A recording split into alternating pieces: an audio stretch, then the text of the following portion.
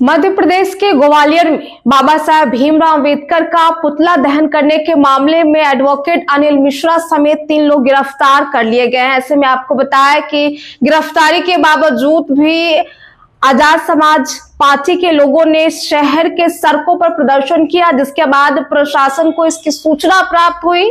प्रशासन ने वहां पहुंच करके लोगों को शांत कराया, लेकिन उसके बाद भी माहौल जो है तनावपूर्ण देखने को मिल रहा है। ऐसे में आपको बताया कि आजाद समाज पार्टी के लोगों का कहना था कि एडवोकेट अनिल मिश्रा पर मात्र जेल जाने की सजा नहीं होनी चाहिए, उन पर एनएसए लागू कर देना चाहिए क्योंकि वो देशद्रोही है। और उनका साफ तौर पर कहना है कि ये कार्रवाई जब तक नहीं होगी तब तक हमारा ये प्रदर्शन जारी रहेगा। ऐसे में आपको बताया कि एडवोकेट अनिल मिश्रा का ट्रीटमेंट भी चल रहा था। उन्होंने साफ तौर पर कहा था कि हमारी जांच चेकअप की जाए, हमारा स्वास्थ्य ठीक नहीं है। उसके बाद उन्हें और उनके साथ 3 सहयोगियों को जो है अस्पताल में टेस्ट के लिए भेजा गया। उसके बाद उन्हें कोर्ट में पेश किया गया और कोर्ट से बाहर निकलने के बाद नारे भी लगाए गए। और अनिल मिश्रा जो कि उन्होंने साफ तौर पर कहा कि हमने जो किया वो कहीं से कोई गलत नहीं है।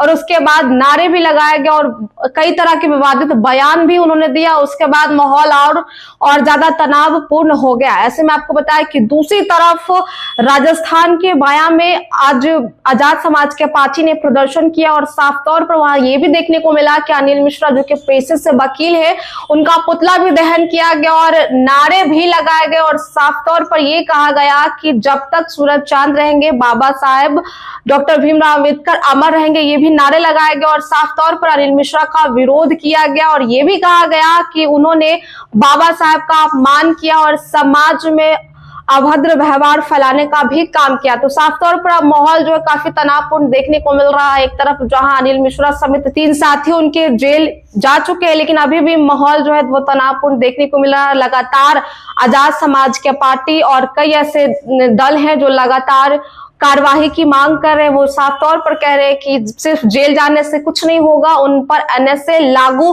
होना ही चाहिए। इससे पहले आपको बताया कि मध्य प्रदेश के ग्वालियर में सबसे पहले आशुतोष दुबे जो कि पेशे से वकील है, उन्होंने ये मोर्चा संभाला था और उन्होंने भीमराव अंबेडकर के पुतले को दहन करने की कोशिश की थी। उसके बाद पुलिस को इसकी सूचना मिली और पुलिस प्रशासन वहां पहुंचते हैं, फिर वहां मामला शांत होता है और उस दौरान आशुतोष दुबे को पुलिस अपने गिरफ्त में लेती है।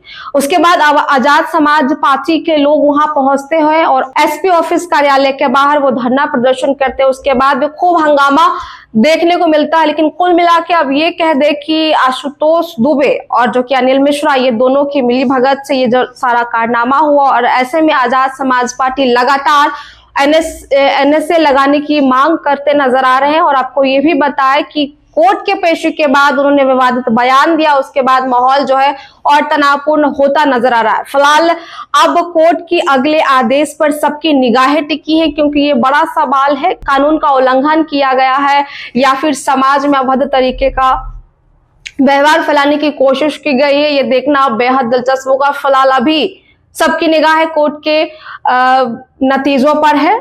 और आपको क्या लगता है, आप अपनी राय कमेंट बॉक्स में जरूर देंगे और ऐसे अपडेट्स के लिए हमारे साथ बने रहे। बहुत बहुत शुक्रिया।